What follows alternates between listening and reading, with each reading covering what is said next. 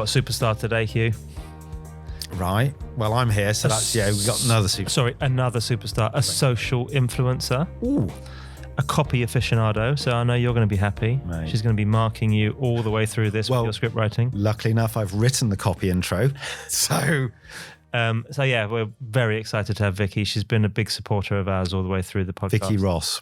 So Vikki Ross will be here, and we're going to be talking all things copy, which is very exciting. No, for it's you. good. She is. I can't wait to talk about Copy Safari, one of my favourite ideas I've ever heard of. So yeah, it's going to be great. Let's do it.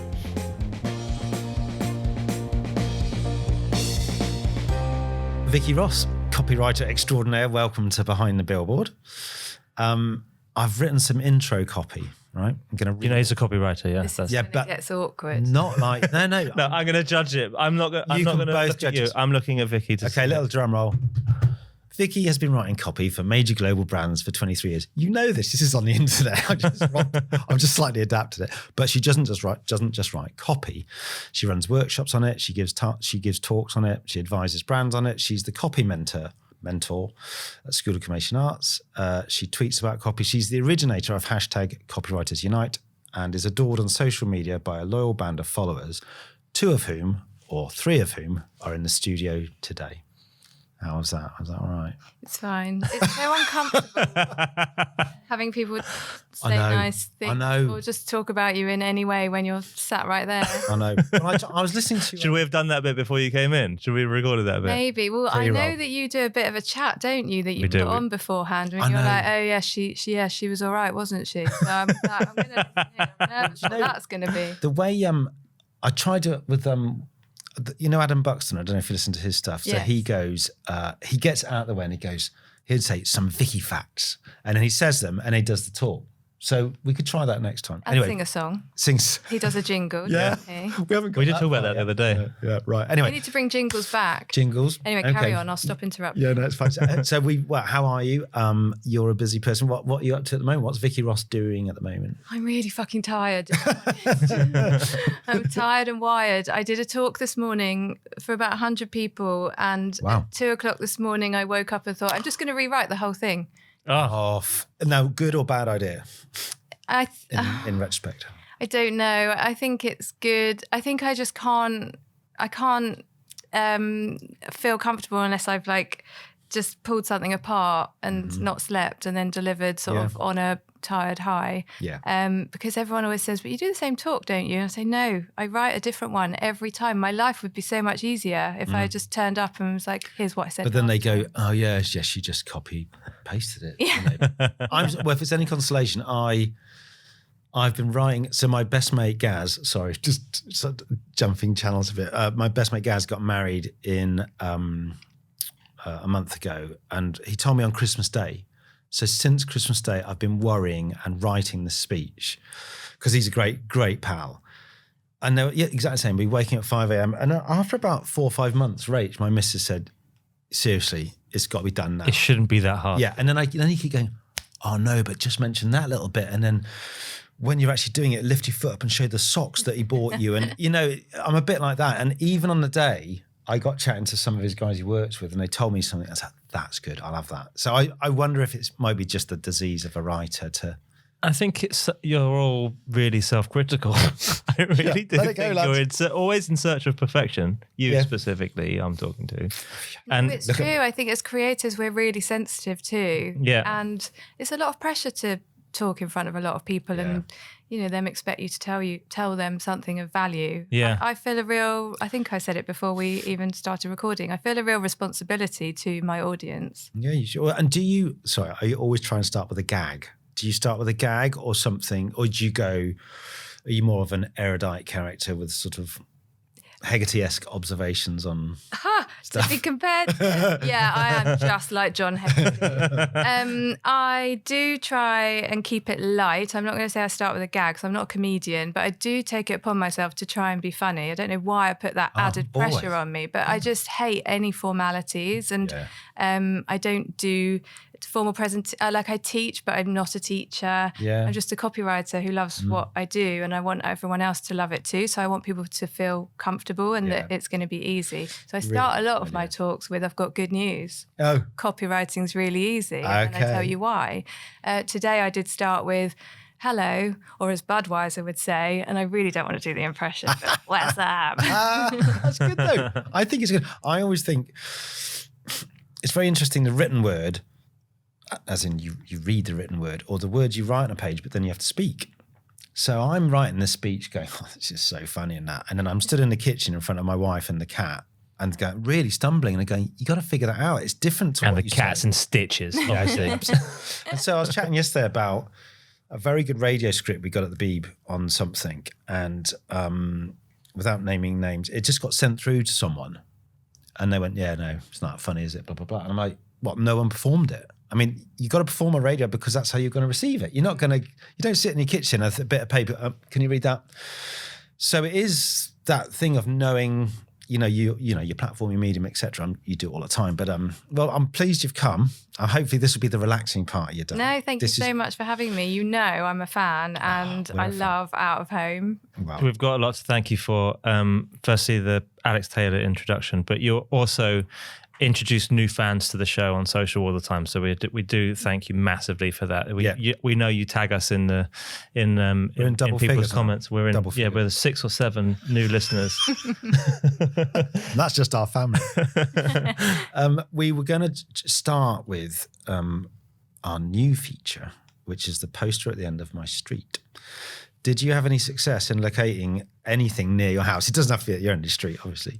Yeah, so I live near the Old Kent Road, and there are lots of big poster sites and digital ones too. So I can't always get good photos because the digital ones don't come out so well. But yes, I make a point of every time I go for a walk, heading up there to see what there is.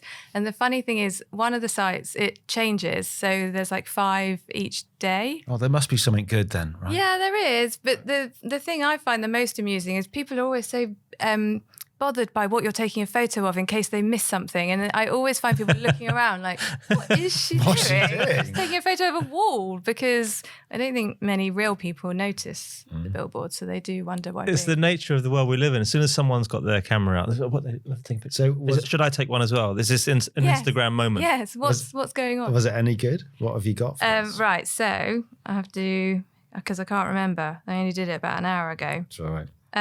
Okay, so I don't know how to pronounce this brand. Gettier, the shopping brand. Yeah. Is it Gettier? As in get here, I'm hungry. Get here now, I'm hungry. Well, when I first saw it, the first thing I thought was, is it Alita Adams? I don't care how you get here, just get here. I thought, if they're doing a TV ad, surely that's the song. Surely that's a copy point already there. Is that really? Yeah, anyway, go on. So their one is Andrex in minutes. That's how we roll. Ooh. Oh. Okay. It's fine. It works. This one is interesting, I think. This is in a loop of seen it before. A loop of billboards on the digital poster. Yes. Yeah. Specsavers, so they're pretty good with their messaging and their tone of voice. Sometimes have a bit of fun as well. Yeah. But this is a digital one, so they're obviously able to update it in real time. It says 3 appointments available today in your local Peckham store. Oh, okay. And I saw it the other day. I think it was 19. So I thought that's handy. There's one at the moment cool. that says "See more of your relatives this Christmas," which I thought was an interesting idea, but the art direction was really, it's obvious. Yeah, it's very dull. But, yeah. I've got in-house creative at Specsavers. Yeah.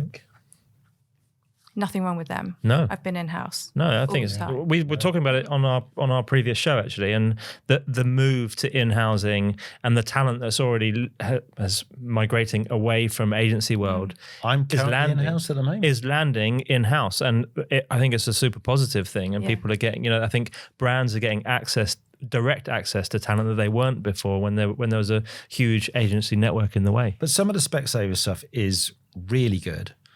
And some of it isn't great, and I think the stuff they do in-house is really good, but it does feel quite like a normal sort of setting. I mean, we did a commentary piece for them that was updatable a few years ago that was it was always about today's headlines, and there was a kind of tongue-in-cheek message around Specsavers and Okay, what? it's a reaction to what was happening in the real world. So Well, do you remember their best one that I can remember is where the poster was all chopped up and put up sort of Right, like a yeah, mess, and yeah, it yeah. should have gone to Specsavers. Yeah, which yeah. was, I think, after the O2 Oops one. Yeah. But yeah, that was a good one. What else have you got for us, Vikki? I've got Waitrose. You can taste when it's a Waitrose Christmas with an image of a very tasty looking turkey. Yeah. And this is, it only occurred to me today when I saw it. This is Waitrose's version of M&S's. It's not just da-da-da, it's M&S something, isn't it? So yeah, nice, but similar. Now TV, now rebranded to Now, but I can't stop saying Now TV. I have to get over it. The line is for Dexter, long time no spree. Oh gosh, this is quite punny morning, isn't it? I love puns. Yeah. And then Tesco are back with their Christmas ads this year, which I don't know if you remember them or saw them the last year and the year before. They were just really lovely play on words and really fun and warm and Christmassy. Rules go out the window for me at Christmas. I want it to be cliche. I want it to be fun and ho, ho, ho. So for mince pies, they've got that warm filling inside. I love it. Yeah. And for the bubbles, Christmas just got its fizz back. I'm with it. I worked on the Co-op for about 3 years, funny enough, with Justin, and we all talked about Christmas is the time where you can sugarcoat stuff and actually people want it. But then there's the limit, isn't there? And you're going, oh no, too much. You know, if you get too real as well, people don't like it. But then everyone in agencies... It's about how early it comes out. It's earlier and earlier. much. As soon as Guy Fawkes Night's done, that's it. We're bombarded This now. year is the most... Anyway, so of those, because we sort of want to segue into... Segue. This is pod speak. Shit. So that copywriting wise, that's wrong, I reckon. Just into like, have you seen stuff you like lately? What do you think is any good at the moment this year? You know, is any billboards you feel have been strong? Well, with all the horror of the pandemic, it did bring us copy only ads in like loads of them. Yeah. So I was delighted. You're really That paradise for you. Every time I went for a walk, it's like, what does this say? Bumble, I mean, an obvious shout. Yeah. Ollie Beale. Yeah. We tried getting him on. He wouldn't come. Why? Ollie, I don't know. He said he doesn't do this stuff. He did for Dave Dye. Yeah, but we're not David. But we're Are you not going to Dave cut that bit Dye. out? Maybe we are. We could. No, nearly we're keeping that in definitely. No, but he does. I saw him. Sorry, we're going to digress on to Tony Cullingham's leaving drinks for Watford, and I saw Ollie, and I saw Caroline Pay. Caroline's up for it. Caroline Pay said she'll definitely come, and Ollie said I definitely won't. Like, you know, kind of not even joking. I was like, all right. Oh, but he's got so much I know, to say. and the Bumble stuff is great. Yes. Anyway, so Bumble good. Bumble's good. And Uber. Yes. I don't know who, are they in-house? I don't know who does I it. don't know who- Both, I think. don't know who does Uber, actually. Tart around a bit, I think. Okay, because it was similar to Bumble, their tone and their lines. Yeah, they were really nice. So I'm going to jump straight in on, Go on. tones. And This is obviously cash when we seg. Yeah. But as a copywriting consultant or someone who talks to brands and companies about tone of voice, you know, do you see who does it well at the moment? Obviously, the people you might be working with, but, you know, are there any brands? I mean, we were just saying at lunch, obviously, The Economist had an incredible run and they managed to keep it. But who do you feel now has a good, consistent tone of voice? Well, you say I can't say the brands that I'm working with, but I Of wouldn't course be you can. Of working course you with can. them if they were. Exactly. Yeah, that keeps me in business. Exactly. Who's doing it well? No, you can definitely say those, Vikki. Don't worry. Nando's, always, Nike. I mean, the obvious ones. I know not everyone likes it when you name all the big brands because they do seem obvious, but I guess they have more control, which is weird when there's so many more people involved, like thousands of people in agencies and offices around the world, but they still make it sound like it all comes from one place. It's quite a feat and it's worth marking on. Netflix, I really fancy them at the moment. Yeah. They just keep getting it right. And watch out, because I really think they could or should start a Twitter account for their billboard. Have you seen they've just started advertising in outdoor, and then they keep taking a photo and posting it on LinkedIn and in their main Twitter feed. But I reckon it's going to have its own account. They're a media owner now in their own right, Netflix. So they've bought billboards on Sunset.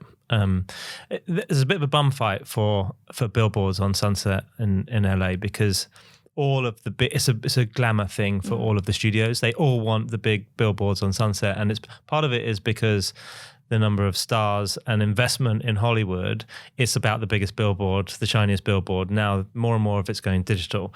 So for Netflix, as a disruptor in the TV and film space, they said, well, we're not just going to go and we're spending all this money on renting billboards from media owners and through our partners. We're just going to go and buy them, and we'll do what we want with them. And they go, they're working with the city directly on what they're allowed to do on them, and they're really pushing the boundaries creatively on what they can do. This is good intel.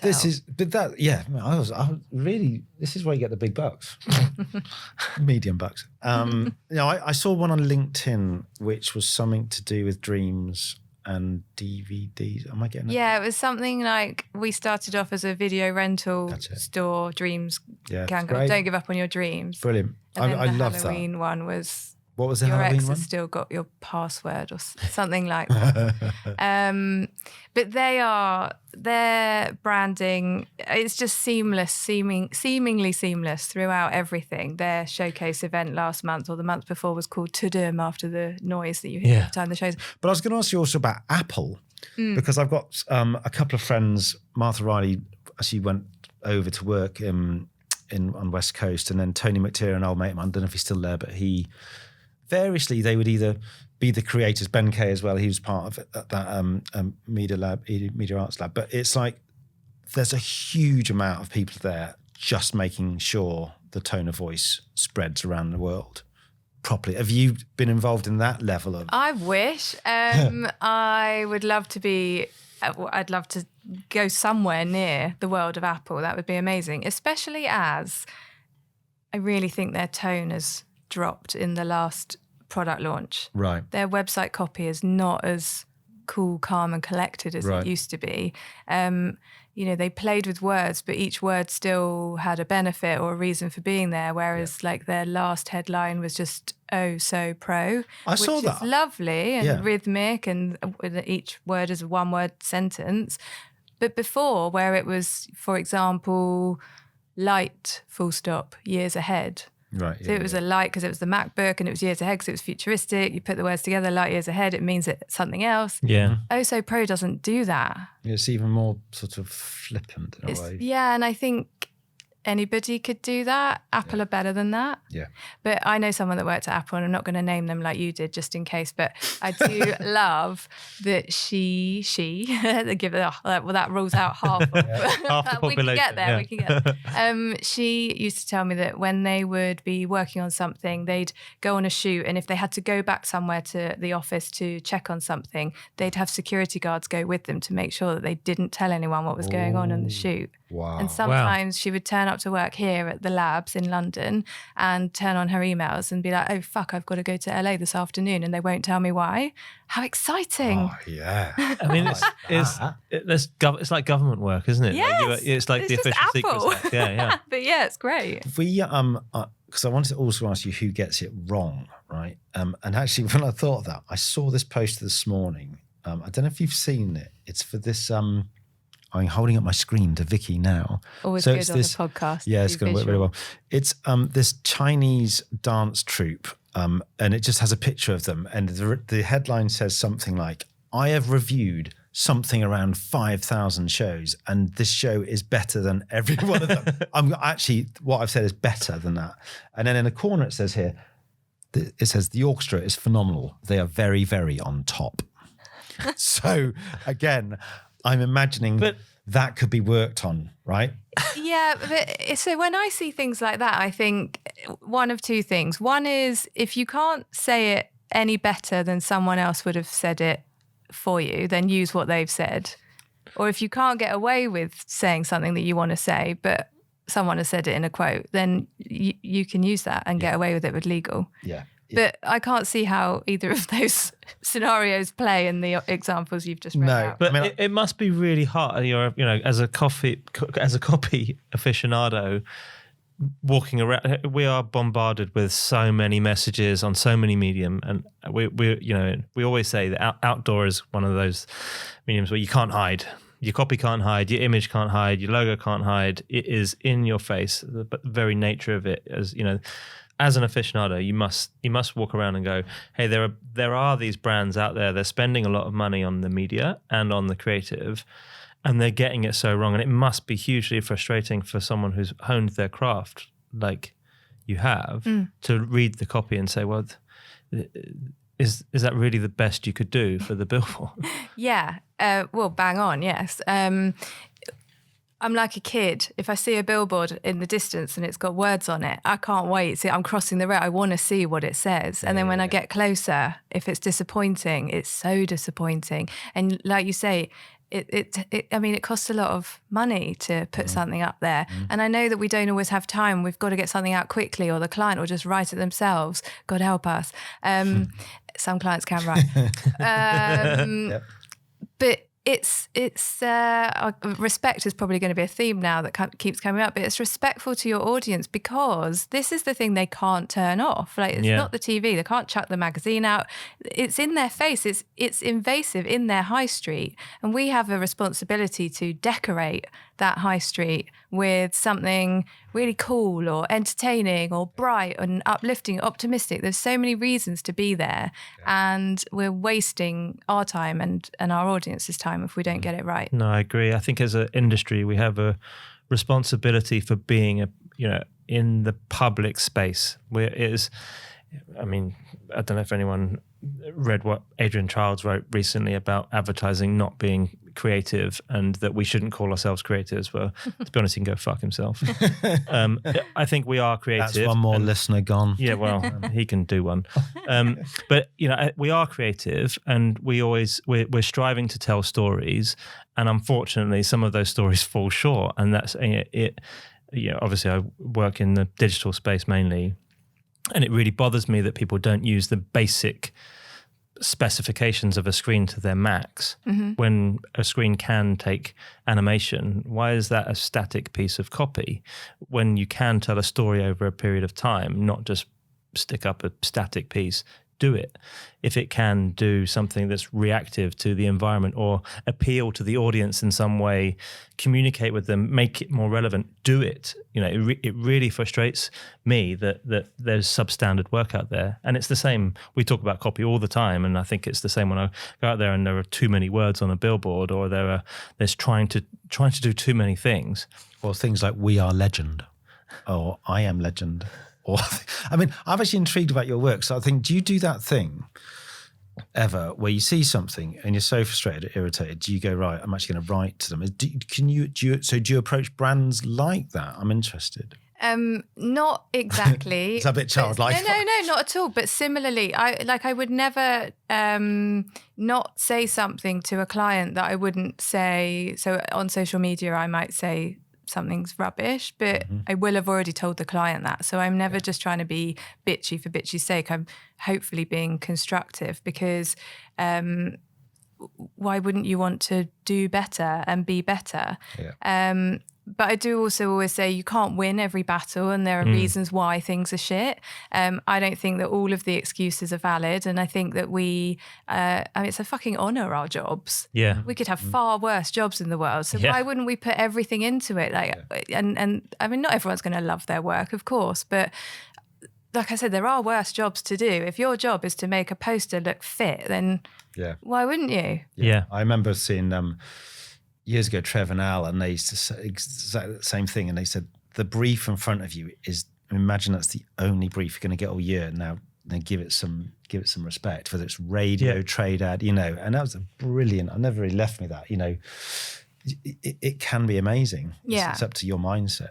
I think it's maybe difficult if you're not feeling it for the brand. I've only ever worked for brands that I'm really into and really love. So getting to write for them is an honour, and wanting to bring to life whatever it is that I'm saying is important to me. Whereas I'd probably struggle if it was a brand that I wasn't into. And I haven't worked in an ad agency where you are thrown a category that you never wanted to touch, and you've still got to do something great with it. And so when you started, did you start with a brand, or did you start with an agency? What was your kind of starting point in the industry? Well, like a lot of people, it was all a happy, lucky accident. I started in a tiny direct marketing agency in North London, which doesn't exist anymore. And I didn't know what they were, but I learned that they wrote reader offers in the national press. Right. And I mean, talking about writing things that you don't know anything about or don't love, I wrote for Sci-Fi for like 2 years. Right. And my parting job was a 40-page Sci-Fi merchandise catalogue, and I just didn't know I had that in me. Oh my gosh, that's amazing. Did you have to get into Sci-Fi in order to I went to a few conventions. Yeah. Dressed up? Yes, actually. Embarrassing. Yes. But wow. Okay. So yeah, I mean, it was intense, but if people love something, you have to love it on their behalf as well. Yeah. But that's also another really cool part of our job. We get to learn so much shit about stuff we don't need to know. And like for a day, you're immersed in something. And then, over dinner, you're like, did you know, telling somebody something really random that you're never going to use again. Tire compound of Michelin tires is made up of 16 different profiles of rubber. What a great way to spend a day. So good. So I suppose I did, my first ever, I call it an advert, but it was a reader offer, was for Caravanning and Camping magazine, a mini dishwasher. The glamour. And I was like 18. What did I know about a dishwasher? And, I used the sink. You're in a caravan. You need a dishwasher. So anyway, it went out, and it did well actually, because you could measure it with with a reader offer. And as far as I was concerned, I had a full page ad in the national press as my first ever piece, and I was delighted. That's your name in lights. That's the equivalent, right? But I didn't know really anything about the advertising industry. I didn't know that it could be bigger and sexier at the time. I've just found my way in. But you were always a writer. That was always your passion. Yeah, I wanted to write. I loved magazines, and I loved writing and reading and writing. And I didn't know, like everybody, I didn't know what a copywriter was. So I thought that meant I wanted to be a journalist. I hate long copy, so I definitely didn't. I just didn't understand. So I went to this direct marketing agency, and I was there for 2.5 years. And then I left, and I went traveling because I'd gone straight from college. I failed A-levels and just went straight to work to earn money. Well, there were some secretary jobs first. And then I came back from traveling, and I thought, well, I'm a copywriter. I've written reader offers for 2 years. Yeah. I can go into an ad agency now. I didn't know you needed a book. I didn't know ad schools existed. I didn't know there were internships, placements, mentoring. I didn't know anything. Wow. So I was going to all these creative recruitment agencies, and they're like, who are you? Well, I've written in the national press.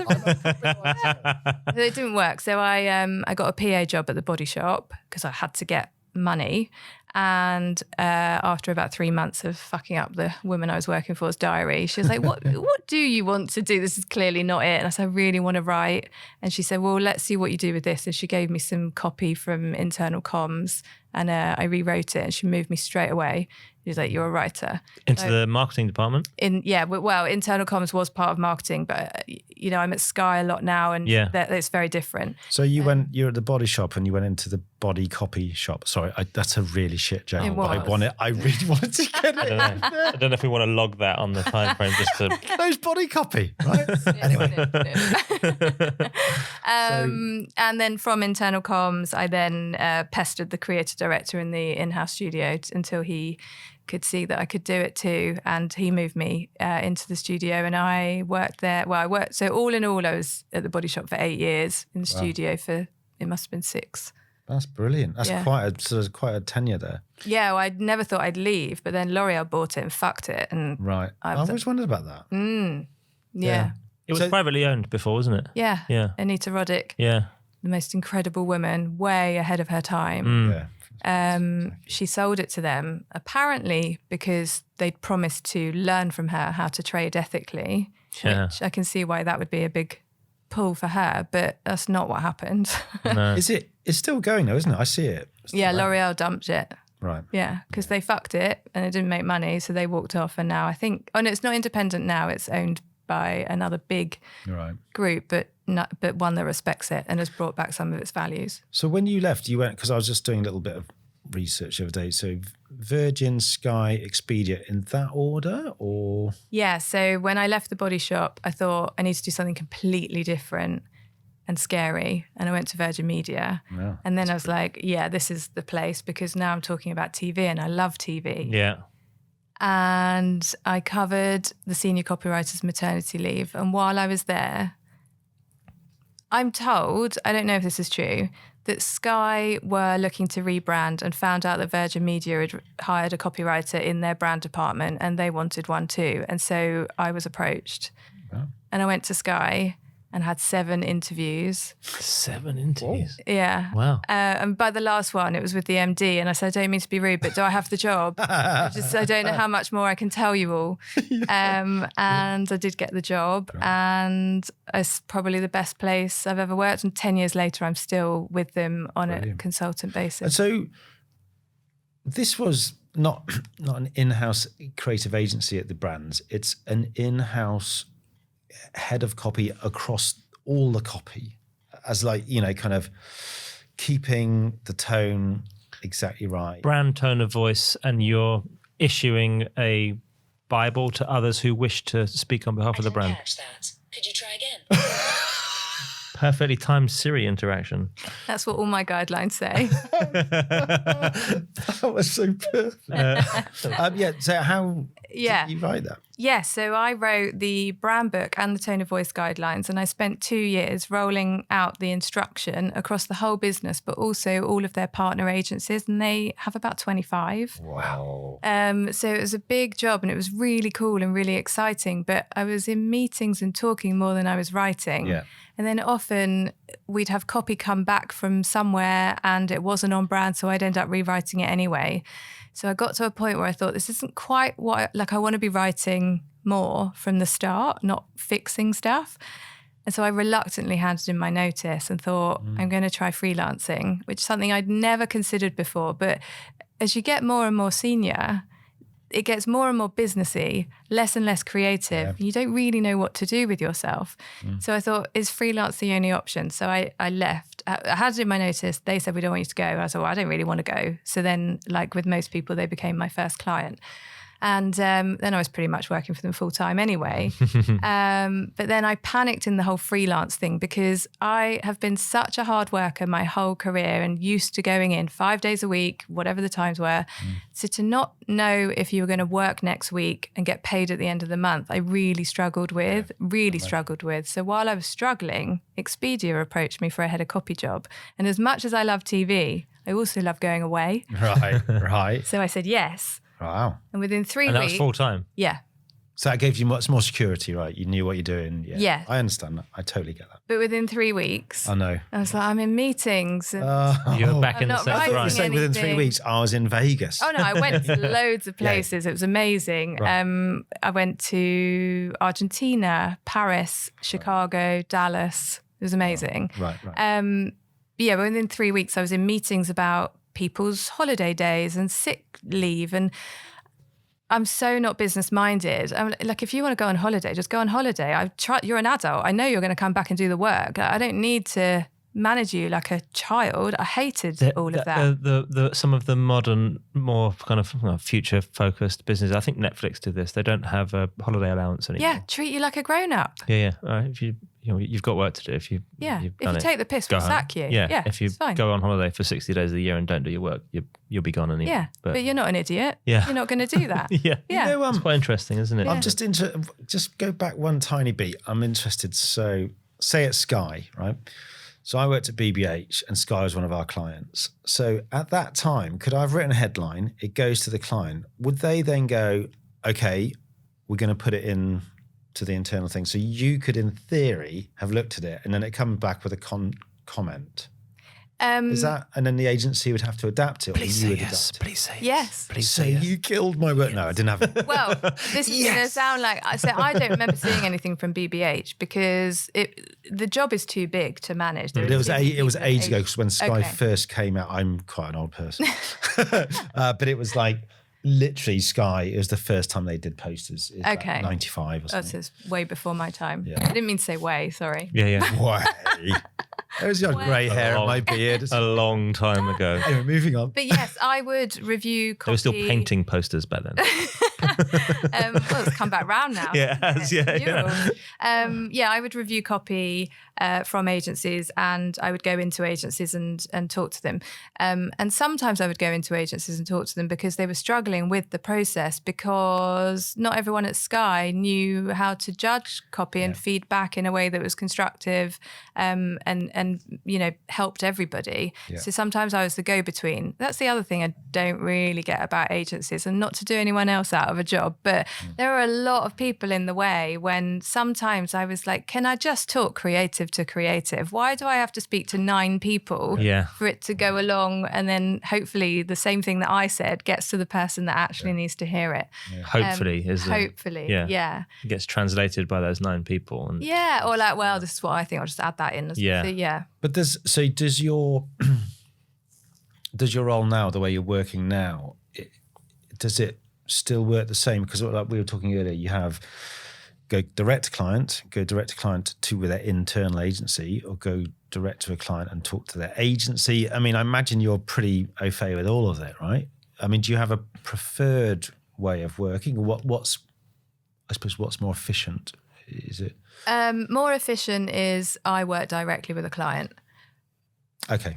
The dream for me when I was starting out was I wanted a long career in advertising. I wanted to work in an advertising agency and grow up in it and be, by now in a big role looking after creatives in a big agency department. But that wasn't my path because I didn't know about it or how to get into it. So I think even though I didn't have the job that I thought I would love, I have a job that I love. And I think I have the fortunate position of having a great relationship with really senior people at a brand where we can just get work done. I did speak to an ECD at an agency a couple of years ago, and he said, tell me how you work, because I'm interested in getting you in maybe. And so I told him, and he said, nah, you'd hate working in an agency. There's 14 people in the way before you can get anything done. Yeah. And then we worked together, and he was right. The rounds and rounds and rounds of feedback, and we ended up at the first thing I'd written anyway. This is very familiar. And if he'd have just seen it rather than everyone else in between, everything would have been done quicker. And also I left thinking, oh, maybe he thinks I'm shit because there had to be so much feedback before, but he didn't see the first version. Yeah. If you know what a brand wants to do, you know what to do. Yeah, no, I can see that frustration. We talked in a previous episode about the old agency model being broken. And that is exactly one of the reasons, the kind of the levels of hierarchy and the old ways of working are still there. And so I think, and we talked about that move to internal creative departments and working directly with brands for smaller shops has meant that that it happens quicker, but there's better work getting out there quicker. And not everyone is beholden to one agency team. I'm going to use these people I've got my copy experts, I've got my photographers I can call upon, and sometimes I've got my freelance creative teams that I'll bring in as per the medium that I'm going to be working on. Yeah, it's much more of a rounded whole process too, and it can all happen really quickly and effectively. Like I'd sit in brand meetings at Sky, and you can just say, I think we should make the error page on the website on brand, like Spotify do, for example. And they go, yeah, all right, let's brief in the the developers, not the IT guys, the developers. And you don't have to write a brief, and you don't have to get it signed off, and you don't have to have loads of meetings because you're all just there. Yeah. And you all know how to execute on the brand with your eyes shut. I know Dave Trott says a lot, if you work for a brand, you're a bit stale because you only work for that brand and you're not flexing between briefs and audiences and messaging. And I get what he's saying, but I suppose the brands I've worked for... It depends on the brand. I mean, they're massive. Sky isn't just TV, it's broadband, it's phone, it's B2B. There's stuff at the O2 with the studio. Even on TV, there is movies, there is sports. Yes. It is so broad. And Expedia, the same. I think It depends on the brand. Yeah, if you're working on innocent smoothies, what's the maybe the different flavors that you work on. How many more times can you say something cute about a berry? Right. So, and I think it can only depend on the brand. If you're working in-house and the brand is huge, like Sky or like the BBC, it's not just TV shows. It's radio, and it's that you've got. Your canvas is is a huge canvas to play on. I was thinking about Oatly. We had Michael Lee. Thank you. In the other day, which was great actually, last series. And then I was in my fridge getting the Oatly out, and then there was his face is on the side of it. Is it? Yeah. Is it? Yeah. And then there's bedtime stories with Mike. Yeah. That one says. Oh my God, that's my grandma's dream. She's always to me and my brother like, why? Well, she's not around anymore, but why isn't your name on your work? It doesn't work like that. But what they do, I mean, it's quite interesting, Oatly, because I wasn't a fan initially, and now I'm a massive fan, and now we've had people on who fucking love it. Hegarty is one of them, and people who definitely don't like it. Quite polarizing, isn't it? Yeah, but and the posters are great, but then the packaging is even better. Like the other day I was looking at it, and there's a colouring in thing. Then there's a thing about the boring bits and all that, and then there was stuff about dads like me with kids, and getting the kids to make sure that I'm. My daughter Ruby read on the packet yesterday. She said, "Was it push here to open or something?" And it's just a drawing on the side. She said, is that real, Daddy? And I was like, no, it's not. But it's playful, and that's the. It's brilliant, isn't it? Because you go, that's a canvas, right, to work on. Just fill it with shit and like fake messaging and just. I mean, I suppose that's a brand is curated a tone. I mean, a tone of voice there is. It's frightening how. Actually, do you like it? I'm wondering. Are we saying stuff as you're going? No. I like it from a copywriter's point of view, and a person in the industry's point of view. I think it's fun, and they're doing an incredible job. And hardly anyone lets you write that much. Yes. Or just go with words and be that sort of self-deprecating, and so on. But I don't like it on behalf of the customer or the audience, because I don't know how people feel when they walk past an ad that says, you just looked at me and I'm an ad. But then I say that and my husband likes it. I mean, you could argue, but he hears me, so he's not a real person. Is he's not in advertising, your husband? He's in sound. He makes podcasts. Oh, like us. You get him in. Probably a lot better than but he hears me all the time. I mean, I drag him around the world to my talks. He's like my entourage. So he does know more than most real people. But he likes things that don't try too hard. And he says it's telling me what it is. I know if I want an oat drink, it looks like that, and I'm going to see it on the shelf and know, and I'll make the connection back. But I don't know that other people, I don't know, give it that much thought. It's really interesting. Though. Mike Lee talked to us about what it was before, and it's quite interesting the journey that I'm sure our listeners listened to that one. But it was a cold packet. The pack was it looked like oat milk, like some of the other oat milk out there. They really wanted to turn that on its head and get it looking different. On all of the oat milks were white carton with a picture of oat on the side, and they really wanted to make it stand out on the shelf, and and copy was a huge part of that. And they don't just do that on the packaging or the adverts, the thing that they think people are going to, they do it in everything. Yeah. And that is what I want from a tone of voice. I want it in everything. That was just going to be my point. Yeah. Sustainability report or whatever it is, like the boring stuff is still in their tone of voice. And tone of voice doesn't literally have to be the words, the voice. I was thinking about what Paul Arden said about, can I spot a brand at 100 yards from a bus stop? And that's another thing I love about Oatly is I go, that's an Oatly ad, that's an Oatly pack. And I'm going, I like that.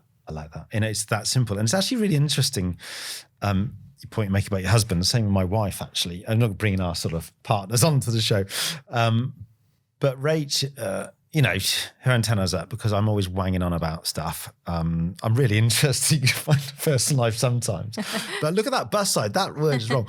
But she doesn't really notice posters and stuff unless I go, look at that, blah, blah, blah. And then she'll go, oh, yeah. And 9 times out of 10, a lot of people aren't even noticing stuff unless they're asked, what did you think? And that's even well, yeah, my more husband telling. was responding to me saying, what do you think of that? Whereas I remember another time we were in the car and I said, oh, did you see that billboard? Because I'm always looking up rather than at the road.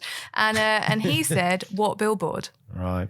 They don't see them. Yeah. There's been some interesting neuroscience reports on outdoor over the last 5 or 6 years, talking about how the frequency of ads and the number of times you need to see it to register and to get product recall.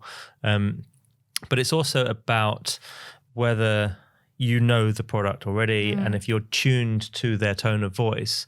And so sometimes before even seeing any creative, there was a great study in football stadiums where they asked football fans coming out of the stadiums what they'd seen on the pitch side hoardings. And it was different that day than it had been previously. And people come out and say, yeah, I saw Coca-Cola and McDonald's and whatever. And, they weren't on display that day. Wow. And it was an interesting thing that you've been so tuned by going to the football stadium every week and watching football here. They changed all the advertising hoardings that day. It said something completely different, but no one had noticed. I love that. But it's that recall that they'd had from the previous sessions that they called out brands. The other thing with that is they thought they saw something, but they were only answering because they were pushed. Yeah. But with outdoor, you never have a conversation with a real person who says, oh, and I saw it on an advert on the street. But they do say they saw something on an advert on the telly. Yeah. And that's when everyone's apparently fast forwarding. So it's a weird... bit of, we talked about the... in a few episodes, the socialization of billboards as well. And, I wonder if that affects the way that people write copy as well these days. What do you think? Is the one-off billboard that is for social purposes, do you think that changes the way that people are writing copy if they're working on that stuff? I'll give you an example. The Burger King, another Whopper on the side of a bus. I didn't know that. Are you saying their intention was to go viral? Yeah, the intention was to go viral. Yeah, it wasn't for the bus itself. It was for the picture of the bus. Because we found out that the high fat and sugar content, you weren't allowed to put that on the side of a bus. I think it was one of us, or Paul Belford, spotted it because we're that interesting. No, I love that. And then in the morning, we all went, so how's that happen? Because you can't. And it was parked, wasn't it? Yeah. And it wasn't a legit... so it didn't go past school. They'd rented an old bus. And in fact, the format, just for the Uber outdoor geek, thank you, Richard Simpkins, was an L side, not a T side. And they don't make those formats. What was so brilliant about it was we're talking about it and then other people talked about it. And then like Dan's saying, because we going, yeah. And it goes into the outdoor awards because it was outdoor advertising. It got traction because of people sharing pictures of it on. So the thing I like about that is the bit before, which is someone had that idea. Yeah. Yeah. What a brilliant person or team or whoever. Yeah, it was BBH, wasn't it? Yes. So I love that. That's great. And then I go back to, if we love our jobs, we'll do stuff that pushes the boundaries. Yeah. It doesn't, and it's the same. There's a big trend at the moment on digital out of home for this forced perspective, anamorphic, making things look like 3D on billboards. Ocean Outdoor, as a media owner, have done a great job to productize this thing called deep screen. It's a technique that's been around for many, many years, but and from an outdoor perspective, it's not really about the outdoor audience, that thing, because it's only really visible from a single angle. It's about capturing it and sharing it on another medium. So it's all about socializing billboards. It's not about the thousands of people that could see it on the street. And so it's kind of not classic outdoor. So no. So I've thought about those and they're very cool to look at online, on social, going viral. But it's kind of cheating the craft of the original, like what's required for the original medium, because you're basic, and I'm going to offend loads of people and be really old fashioned, but it's like putting TV on a bit. It's not, I know it's I agree. TV, but it is, you're putting something to watch, and some of them are amazing. But yeah, you're changing the use of it. And it's actually not a good experience for the audience that are live underneath it. So, yeah, exactly. Because if you're off the angle, you're looking at warped copy. That's what's happening. So for the one person standing at the key spot on the right line, the trajectory, the angle, it works really well. It's quite similar to some of the augmented reality stuff that we've worked on as well before. But I think that, like as with anything creative, it can be done well and it can be done poorly. And I think that if you do it well and give it the craft and level of craft that it deserves and do something bespoke for that unit, it can live on social. But the warning, I think, to everyone would be, if we flood the market with this stuff and everything that goes on the Piccadilly lights uses this anamorphic idea, at some point there will be a tipping point on social. I've seen that stuff before. It's not a poster anymore. It's just I could mock that up in the studio and not have to worry about putting it on the poster. But it can't be craft just for craft's sake. It still has to go back to the brand and have a reason for being what it is from the brand, and talk to the audience and give them a reason for believing. There has to be a reason for it, not just we've got this technology and we're going to go with it.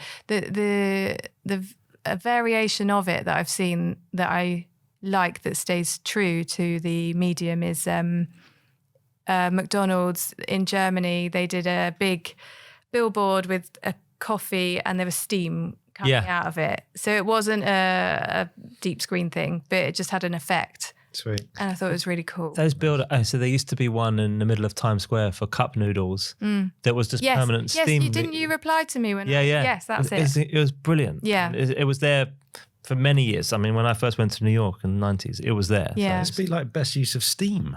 Yeah. In a new Lions we've category. We've got some other weird categories going on, so you never know. Yeah. But you mentioned Ocean Outdoor. I have to say that's my favourite award show each year. This year was online, obviously. Last year, I can't remember what happened, but I used to love going every year to the IMAX and seeing all the work on the massive screen. It was just so good. Like this year, one of the winners was Pets at Home, and they had billboards where it looked like you were stroking a pet for a bit of calm in the pandemic mayhem, and it was just lovely. Yeah, I always think those get some really brilliant creative out of that, and quite often they go on to be real, don't they? Even the runners-up. There's the one TfL do as well, don't they, for the diversity challenge or something? Yes. Always great ones to enter because you hopefully can get some very pure creative out. There was some great work this year from The Gate. Right. I can't remember what the brand was though, which I know is a fail, but it was they showed older couples of all cultures and ages and backgrounds naked and touching, and it was it wasn't gorgeous. Relate, was it? Maybe. There's one, because I was doing a bit of research for best posters of the year. I was asking some mates, and someone, I think it might have been shortlisted at Campaign Big, but it was Relate, the relationship specialist, but it had couples in bed. Because that was a theme. The people did the Brompton bike one as well. I was trying to do something with Matt Lever from B&B for LinkedIn. Do you remember we were going to try to do something with Steve Reeves, Over 50 project? Yeah. So, those things are brilliant because they become very pure exercises. And I think probably a lot of creatives do get very frustrated in the day-to-day stuff. You feel a bit suppressed. I wanted to move on. It's just relatively good link this to your Seg, your copy safari, right? Yes, we need to go on one. Yes. So, first, thank you. We'd love to do a live. So I thought we could record the podcast. I obviously thought of this too late, but I don't know how you feel about this, John. But we could go. Where do we get your husband involved? And we'll get. Hold on, you're doing him out of a job over there. Sorry, John. Silent money for Christmas. But why don't we get those things, these booze cruise things where you ride? Oh yes, with the moving bar. That And it just looks, honestly, I actually never ever want to do it. It looks the most painful, embarrassing, stupid idea. Like for about 3 seconds, you think, this would be a laugh. Yeah, but I have to pedal to get beer. Everyone in the West End. Be wasted too. Yeah, but look, so Copy Safari. Yes. So I'm just going to do a little a bit of social stuff. So for our listeners who don't know who Vikki is, she has 48.3 thousand followers on Twitter, and as of today, I don't. Oh, all right. Well, that's what it said. And at LinkedIn, 9,569. So you're obviously a very popular person. And I was chatting to creatives at BBC. Everyone holds you in very high esteem, which is much more important in the real world. So, you obviously have a very big presence. And I suppose you've developed there's something called hashtag Copywriters Unite, which just looks like a very interesting hashtag of just people putting stuff on, shouting at stuff which is right or wrong, which I like. But the one I wanted to talk about was hashtag Copy Safari. So I'm sort of secretly hoping we were saying? Is it us lot going around going, that's a bit shit. Yeah. That's good. We'll have some of that. Is it really that? Yes, I try and make it more constructive. Obviously, that's very black and white, everybody. But yes, it is half a day with me, going around town, usually just to keep things central and easy, meet around Regent Street, Oxford Street, and go up and down and try and catch buses and taxis as they go past, but also look at Piccadilly lights. By the way, I love that it's got like a name. For a poster site, and shop windows, and if it's raining, inside the shop and looking at point of sale. And the idea is to judge and review and critique and admire or see if you could improve upon it. Is the execution on brand? Who's it talking to? What's it saying? Could we have done it any better? Have we seen anything similar? And the reason for it is because I bloody love what I do and I'm nosy and I like to see what everyone else is doing. But also, did I do an A and a 1, 2 or what? When you do a list and you do them the wrong. Anyway. Yeah. And then the other reason why I do it is because I work from home by myself a lot and I miss the times when you'd be in a thriving, buzzy, lively the water cooler moment and not that, but when you've got all the work on the wall, right? Okay, and you're not looking at it on a screen, because you see it so differently. And I think it's really important that we take the time to go out and look at stuff in situ, also, and also to have a look at what the passers-by are doing. Yeah. Are they looking or are they just on their way? Well, I have that with my team all the time. One of the things, you work in a highly visual medium, you're producing stuff that's a great animations or great layouts. Once it goes live, go out and see it and go see what people are doing. So go see how people are absorbing your design because it helps you get better. Yeah. And all too often it goes off to the delivery department and then I'm on to the next one. You have to see it physically. Yeah. And we have it with some of the interactive stuff that we work on as well. And we do large scale augmented reality where you get a character experience. Post. Yeah, so the thing with Airbus, as much as we'd all love to be in Dubai, the people on the ground there, we have this thing where we'd send someone out with a camera to film people in awe and in wonder of the work that you do, because I think it's really important for us to feel the emotion of an audience as they see their content. And with those interactive things, it's the same, It's not just about the person interacting with Mickey Mouse in Times Square. It's about the halo audience all watching that person. And then beyond that, people looking up at the billboard and seeing something different. Yeah. I think it's really important to see work as it's out there. I do. I think it helps you improve. You see it differently too. So I always see work first, I suppose, like most of us, through industry press or social media. And I think it was earlier this year, McDonald's put a load of ads out. One of them was the McMuffin, and the line was 7:45 a.m.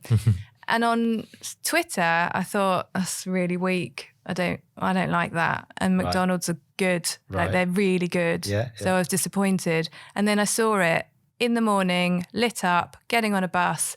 And it talks to you because it was relevant. It's relevant. It's in the moment. It's saying what you're thinking. Brought a smile to you. It's brilliant. Yeah. And it's really unfair that we judge things. Yeah, there's something unrealistically. We had Nils Leonard come on last series. He was brilliant. And the thing we noticed, and they knowingly did. Every time they do a bit of outdoor, they supply it to campaign and creative view in situ. And after a while, I started thinking, Uncommon are doing some great stuff, because just by seeing it in situ now, it feels more real and it feels, like you say, more relevant. And I don't know, when you just see a piece of artwork, it's hard to judge. I remember Dave Dye talked about, and this is like the first lessons we had at Watford, which is put your ad in the place it's going to be.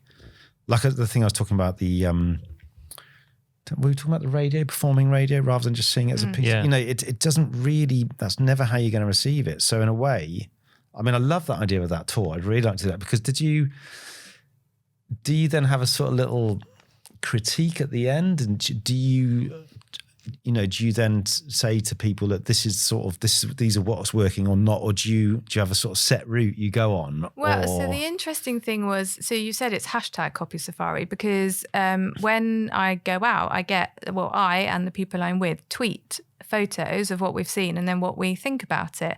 And what I never expected was so many people join in. It's great. And then there's more of you doing it. Yeah. And so then at the end, it's not like an official sort of wash up meeting, but there might be all right, we've seen like 14 things and this was my favorite of the day, or the theme is clearly X. So there is some conclusion to it. Yeah. Yeah. No, it's brilliant. I love it. Sometimes I remember in lockdown, I went for some walks in some slightly sort of random parts of London and found so many interesting posters which just have messages of positivity. They were like, there was a whole community, brilliantly art directed messages, you're not alone and we're in this together. And you're thinking, where's this coming from? And I love that. When there is no logo or end line, I remember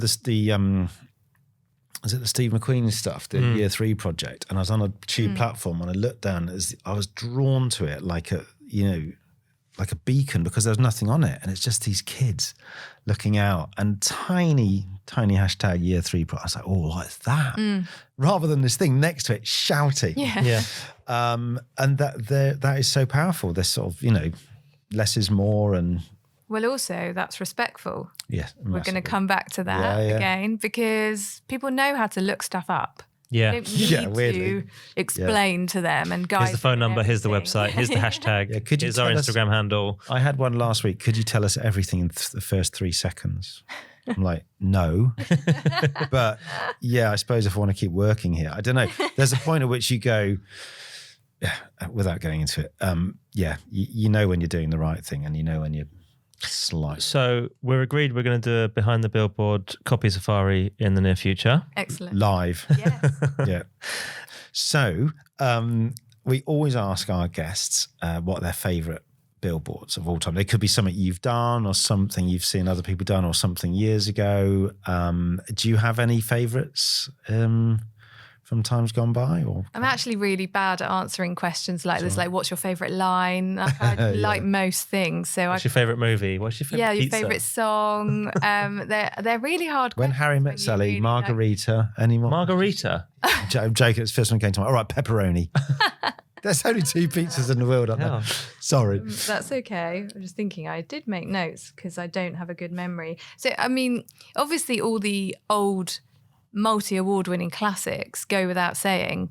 And why don't we have such sexy pieces like that anymore? And the first thing that comes to mind is it Mark Denton's Nike? Yes, Mark stuff. Isaac Newton, Nil, Jordan 1, is that it? Yes. Tim Riley wrote it, but it was with Mark at Mark's place, So we don't see stuff like that's clever and that, trust the audience to just get it and enjoy it. Respect. We're too, but yeah. So all of that sort of thing aside, and we talked about Alex Taylor before we started recording, her silk cut ads. Yeah. Just that, no copy, but I just remember as a kid, just purple. Decorating the road as I drove along in the back of my parents' car. But more recently, I really like things that play with where they are and who they're talking to, and the smartness of stuff like that. So I think, was it Pimm's that would change their digital screens depending on the weather, like today's a Pimm's day or something like that. Yeah. I also really like... That's one of the great things about outdoor is that you can be location specific. Yeah. The units don't move. So we know where they are. And whether it's a traditional site or a digital site, if you can update it in real time, you do. That's what I said at the beginning. It frustrates me that people don't use the power of context. Because the biggest thing for outdoor, the power of context is it's in a fixed location. It's actually quite lazy to not use the context. Yeah, I think so, yeah. And it's a missed opportunity. Yeah. I also really like, as a copywriter, when copywriters have clearly had fun and played with the words, because I'm keen for copywriters to enjoy their writing as much as the reader will enjoy reading it. So Mark Rayson at BBH, he wrote the Wimbledon. Robinsons sponsored Wimbledon one year, and the ad was the court. I nearly called it a pitch. The tennis court, and the words are on either side. Of So you had to read. So you read like you were watching a tennis match. Great, brilliant. That's brilliant. I don't know if it's original. It's similar to the Adidas, the next lamppost, the next lamppost, the next lamppost. That was Dave, wasn't it? Dave Dye. And it's to the lamppost, to the thing. And also the Corners project as well that we talked to Andy about. Yes. Reading copy around the corner. Oh, and Sue, you had Sue on with her sticks to corners. Yes. Sorry, that was it. That was that old Vauxhall car. Yes. Yeah. Sticks to corners. Well, and then that reminds me of the glue one with the cars on the billboard. Yes. Yeah. I love all that. Yeah. I mean, Mini recently, not recently, but within the past sort of decade, used to stick minis to the sides of buildings. There needs, I think. Yeah. Anyway, great. Well, special builds. Marmite was fantastic. Dynamite. Yeah. That was I saw that in real life, and it was like seeing a celebrity. Oh, it was so exciting. See, so we all saw it. Well, I mean, I think the bulk of the industry saw it on Instagram. Yeah. Sort of a campaign. You go, oh, that's good. Have you seen this? Share it around. But to see it in real life, that's pretty good. Yeah. Adam and Eve and Sam O'Connell at Kinetic team, they did a fantastic job. And I think 2 weeks later, they did it somewhere else. It's really good. That would be on that would be on the list. That's certainly on our list this year. Yeah, it's a goodie, And Adam and Eve probably think I'm some weird stalker because I'm not shy to say that I love them. I think their work is consistently brilliant. And if I had the time, I'm not saying that they would accept me, but I'd so contact them and say, would you take me on as an intern for 2 weeks just so I can come and play? Not that sounded disrespectful to the work they do, but I would be like a kid in a toy shop just listening to them all talking about what they're doing. I used to put on an event for copywriters, and one of their copywriters spoke at it. I had to have someone who wrote the John Lewis Christmas ad, and it was Miles Carter who wrote The Man in the Moon at the time. Right. And even his talk was brilliant. They're just all brilliant. Well, everyone appears like that. No, not mocking anyone, but no, you're right. They are their tone of voice, as in their creative output, is amazing. They're so consistent. I was thinking, Uncommon are really in the sort of zone at the moment, but Adam and Eve and Abbott's sort of, they were always there or thereabout. Well, you mentioned Uncommon before. I was going to say, I forgot. I've just remembered. Their B&Q ads that came out in the spring, just before the summer, around that time, that were beautiful, big floral imagery with really positive copy. That's the sort of thing that just would, and not in a digital way, but light up the high street, brighten it in a time when we were emerging out of lockdown into the throes of spring, with it being put to us on a billboard when you're in a city as well. It was just so well done. That's my favourite piece of work by them. I'm looking forward to see what they do with British Airways though. Oh my God, yeah. I think it's staggering how you can... I love advertising the way new agencies come up, fourth, fifth wave, whatever on now, and they reinvent B&Q. And they're going, well, what's the best posters of the year? And everyone's going, well, that's B&Q. It's no brainer. Thought? Yeah, a few years back, you're going, B&Q. Yeah. You're joking. DIY, yeah. $14.99, get these hammers, blah, blah.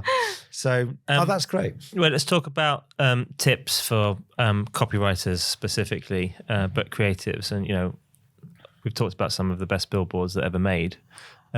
What would be your tips? We know you give lots of tips out through your social platform and through your talks, but what would be your tips specifically for people looking to work on billboards and copywriters? What would be your three rules for oh gosh, for that sounds billboards? Like I've got official ones. Well, I think firstly, didn't there used to be the rule that if you were writing a billboard, you'd never write more than 7 words or something? Yeah. I mean, we don't agree with that. No, you can't say that. You must write for as long as it is interesting. Yeah. I mean, what's the Gossage quote? People read what interests them. Sometimes it's an ad. Yes, exactly. Yeah. It's the one that people forget.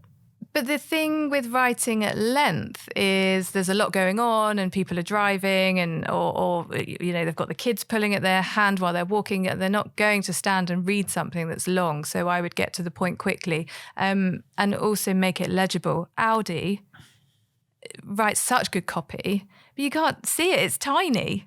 And it's like up in the sky and you're down on the motorway or whatever and you miss it. Well, I mean, I'm always looking. It's dangerous. Yeah. So if we're putting it into 3, so 1, write for as long as is interesting. 2, make it legible. And I guess with anything, make it interesting and relevant to the audience and the brand. Which reminds me, I did see a line which I kind of debated in my head for quite a while if I liked it or not, because at first I didn't like it, and it was for a gin, I think, and the line was, "So it turns out you can buy good taste." And so I first saw it and I thought, that's too familiar, it's too long. No one cares. It didn't work on first glance. But then I couldn't stop thinking about it because actually it's brilliant. It's conversational. It starts as if you're mid-conversation, so people feel like they're already in it. It's got you in it, so it's talking directly to them. It's got a familiar phrase, you can't buy good taste, but they twist it so it makes you think. It's brilliant. Yeah. It's quite long, so it turns out you can't buy good taste. So 9 words, so we've broken the 7 rule or whatever it was. Yeah. One of the great things I think about outdoor, I keep saying great things about outdoor, but that's what we're here for, isn't it? Yeah, it is. But the environments are distinctly different. So those the rules of no more than 7 words are always, because what used to be outdoor is a 48 sheet or a 96 sheet poster, but now we're talking about 20-second copy while people are standing on a concourse, or we've got a cross track while people are waiting 3 minutes for a train. So you can have longer form copy. You have got tube car panels as people were sitting on their daily commute in. So you can get away with longer copy. And it is part of the kind of the out of home advertising world. So I think it goes back to what has become the theme of this podcast is respect. And if you respect the audience and what they're doing right there, then you can give the brand the respect by telling a story and taking people on a journey. And the 7 words rule can go out the window because it doesn't, it's not always going to be on a 48 sheet or a 96 sheet poster. It could be in a 20-second copy. Yeah, exactly. Been doing it for years. Yeah. Just giving us all something to read while we wait for a tube. And very people do stand and read it. And you see them at about 50 feet. I'm going to go down there and have a read. I'm going to have a little chat with Jack Daniels because I know they're there, Thank you. Thank you very much. Thank you. I'll kind of say I'm really looking forward. Weather needs to be a bit warmer going out. No coppy safari in December. No, not really. Maybe March. Don't know. Yeah, January. No jacket copy safari is a long hashtag. But no, it's been brilliant meeting you and chatting. So thank you so much for coming on. Thank you for inviting me. What an honour. Thank you. Thank you.